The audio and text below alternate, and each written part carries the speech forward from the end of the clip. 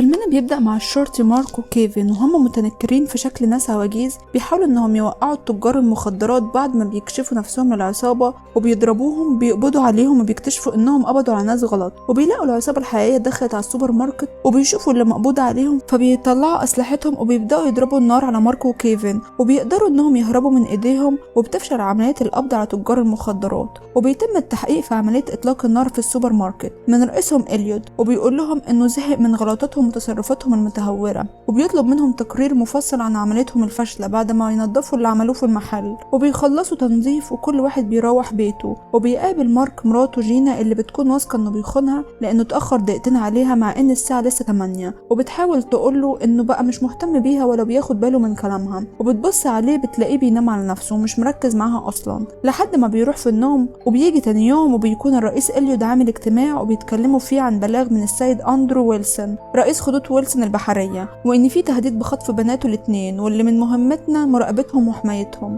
وإنهم هيوصلوا في طيارة النهاردة ولازم يبقوا 2 مسؤولين عن حمايتهم فبيتم تسليم القضية لمارك وكيفن وبيطلعوا على المطار وبيستنوا الأختين تيفاني وبريتني عشان يودوهم مدينة هامبتون وبيقروا ملف القضية وبيعرفوا إن المشتبه فيه اسمه تيد وكان شريك والدهم زمان لحد ما خسر كل فلوسه ودخل السجن وبعد ما خرج اختفى عن الأنظار وبيوصلوا البنتين وبيلاقوهم في منتهى قلة الذوق ومعاملتهم وحشة جدا ومتعالية جدا عليهم وبيقعدوا كلبهم على كرسي مارك وبيرموه هو ورا مع الشنط وأثناء طريقهم بيطلع الكلب قدام كيفن وبيكون هيعمل بيهم حادثة وبيقع الكلب من الشباك وبيمسكه من الحزام بتاعه وبيحاول ينقذه لحد لما بيلاقي عربية نقل جاية في وشه وبيضطر انه يخرج عن الطريق وبيعمل حادثة بسيطة بيهم وبيبص الأختين على بعض وبيفضلوا يصرخوا ويعيطوا ان وشهم باظ مع ان بيكون عندهم جرح بسيط في وش كل واحدة فيهم وبيروحوا يعيطوا في الفندق وبيقولوا لهم انهم مش هيقدروا يفوزوا بمسابقة ملكة جمال وبيهددوا كيفن ومارك انهم هيبلغوا عنهم وعن اهمالهم وبيسيبهم كيفن وبيطلع يفكر في حل المشكلة اللي هم فيها قبل ما إليوت يعرف اللي حصل لهم ويرفضهم من شغلهم وبيقرر انه يتصل بصديقه جورج خبير التجميل عشان يساعدهم وبيجي هو وفريقه وبيقدروا انهم يحولوا مارك وكيفن لتيفاني وبريتني وبيسيبوا الاختين الحقيقيين قاعدين في الفندق خايفين يظهروا بسبب الجرح اللي في وشهم وبتوصل تيفاني وبريتني للفندق واول ما بيدخلوا الفندق بيلاقوا 2 بيعكسوهم وبيفضل مارك يزعق فيهم وبينسى انه بنت والمفروض ان صوته ناعم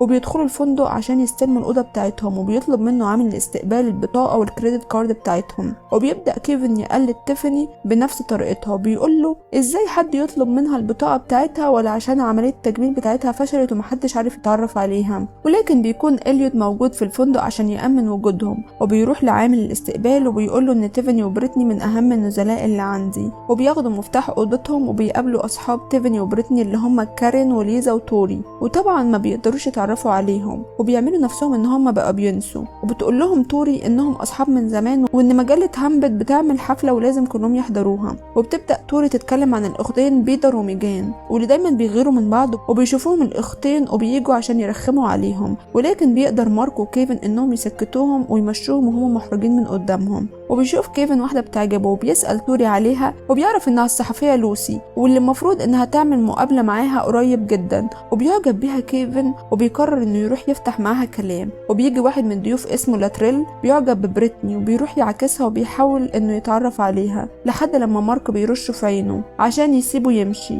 ولكن لاتريل بيكون حابب اسلوب الرفض ده وبيطلع استاذ وارن صاحب الحفله وابو بيتر وميجان وبيقول لهم ان بالليل المزاد وبيروحوا البنات كلهم عشان يشتروا اللبس اللي هيلبسوه في المزاد وبيحاولوا يختاروا لبس المارك وبيجيبوا له لبس ضيق جدا فما بيعرفش يلبسه وبيتكلم مع مراته في البروفا عشان هي بتقول له ان هي عايز تخرج معاه وبتسمع صوت واحده ست معاه وبتتاكد ان جوزها بيخونها وبتقفل السكه في وشه وبيفضل مارك يحاول يلبس اللبس اللي البنات اختاروه له وبتدخل كارين تساعده انه يلبس بنطلون اصغر من مقاسه بكتير وبيطلع قدامهم وهو لابس لبس ضيق وظهره متني ومش عارف يمشي وبتطلب منها توري انها تقف عدل ومستقيمه بيحاول مارك انه يفرد ظهره فزرار البنطلون بيضرب في المرايه وكعب الجزمه بيتكسر والهدوم بتتقطع من على جسمه وبيقرروا انه يختاروا له فستان يرحمه من اللي هو فيه واول ما بيطلعوا من المحل بعد ما بيشتروا اللبس اللي هم عايزينه بيجي حرامي ويسرق الشنطه بتاعه كيفن اللي فيها المسدس بتاعه وبيفضل يجري وراه وبيطارده وبيحاول مارك انه يحاصره بالعربيه لحد ما كيفن بيهجم عليه وبياخد شنطته منه وبيرجعه للفندق وبيبدأ المزاد الخيري، وبتطلع هيزر وبتقول الحضور ان المزاد هيبقى مختلف عن كل سنة، وان الحضور هيزايدوا على خروج في ميعاد مع جمالات المزاد. وبتبدأ تظهر المزاد على نفسها مقابل للخروج معاها في الميعاد، وبتوصل المزايدة ل20,000 دولار، وبتكون من نصيب حبيبها اللي طمعان في فلوسها وفلوس والدها. وبيجي الدور على تيفاني، وبيبدأوا بمزاد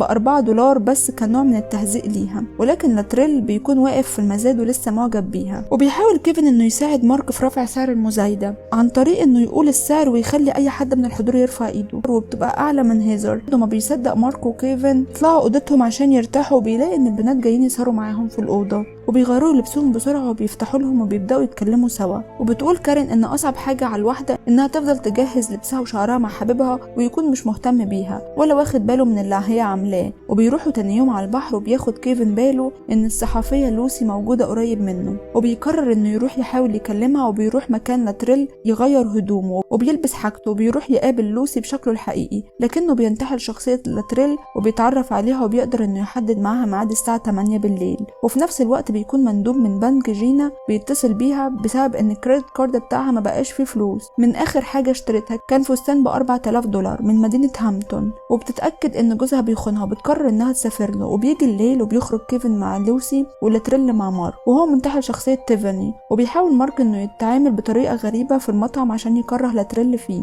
وبيطلب كل الاكل اللي في المنيو. وبيكون كيفن وصل بيت لاتريل وبيعمل نفسه انه صاحب البيت، وبتساله لوسي عن الراجل المحطوط صورته على الحيطه، وبيقول لها انه مدربه ومثله الاعلى. وبيلاقي كلبه قدامه بيهجم عليه، وبيحاول يعضه وبيشده لجوه الاوضه، وبيفلت منه بالعافيه وبيقفل وراه باب الاوضه. وبيكون مارك بيحاول انه يكره لاتريل فيه على قد ما يقدر، سواء من طريقه اكله او كميه الاكل او طريقه كلامه، لحد لما بيتصل بمارك وبيقول له انه يجيله حالا ويسيب لاتريل ويقابلهم في الكازينو. وفي نفس الوقت بيكون المسؤولين عن حمايه البنتين في الفندق بيطلعوا قباضهم عشان يدوروا على اي حاجه غريبه، وبيقدروا انهم يلاقوا الاقنعه بتاعتهم، وبيتاكدوا ان البنتين اللي في الاصل راجلين منتحلين شخصيتهم. وبتحصل مسابقه بنات وارن وبنات ويلسون، وبتنتصر تيفاني وبريتني. وبيجي تاني يوم، وبيكونوا تيفاني وبريتني الحقيقيين بيقروا مجله، وبيلاقوا خبر انتصارهم على بنات وارن. وبتكون جينا جات الفندق عشان تكتشف خيانه جوزها، وبتطلع له الاوضه بتاعته. وبيحاول مارك انه يخبي كل الادوات بتاعه التنكر قبل ما مراته تدخل الاوضه. وبيكون مارك متنكر في بريتني،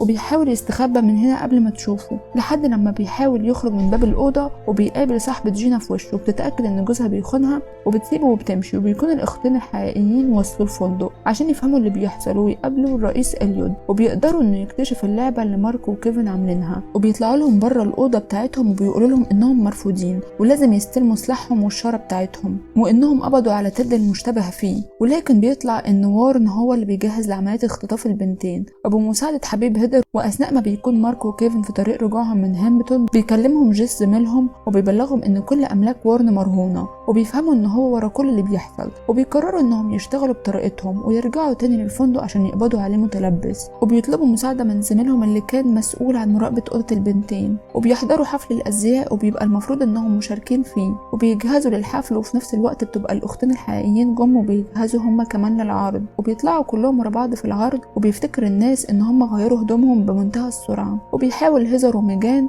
ان هم يبوظوا الحفله لانهم ما شاركوش فيها، وبيحطوا لهم لبس غريب عشان يطلعوا بيه قدام الحضور ويضحكوا عليهم. وبيكونوا مجهزين الوان عشان يرموها عليهم، ولكن هم اللي بيقعوا قدام الحضور وبيتقلب عليهم الوانهم، وبيبوظ الحفله. وبيتكلم وارن في التليفون وبيؤمر بقفل الانوار، وبيدخل عرض صيني. وفي خلال العرض بيحاول هيس صديقه انه يخطف بريتني وتيفاني، لكنه بيخطف مارك وبريتني. وبيقدر كيفن انه يهجم على هيس صديقه، وبعد ما بيضربهم بيحاولوا انهم يقبضوا على وارن. وبيقول لهم وارن مفلس وانه كان لازم يتصرف ويطلب فدية مقابل تيفاني وبريتني. وبتكون لوسي بتصور كل الكلام ده بالكاميرا. وبيحاول وارن انه يضربها بالرصاص، وبيجي يضرب مارك بالرصاص بيلاقي ليترال ضربه قدامه وانقذه وتصف دراعه، لحد لما بيقدر كيفن انه يضرب وارن في كتفه. وبيقبضوا عليه وكل واحد فيهم بيكشف عن شخصيته. وبتكون جينا موجوده وبتعرف ان جوزها ما كانش بيخونها مع حد، وانه كان في مهمه تبع شغله. وبعد كده بيغيروا هدومهم، وبيجي إليوت كالعاده عشان يقول لهم انهم سببوا خسائر ب250,000 دولار، لكنهم لاول مره بيقبضوا على على الشخص الصحيح. وبيروح كيفن عشان يقابل لوسي وبيتأسف لها انه كذب عليها وانه مش غني ولا عنده بيت كبير لكنه بيحبها، فبتقول له ان اي حد هينقذها من الموت يستاهل ان هي تحبه. وبيحاول مارك يتكلم مع مراته وبيقول لها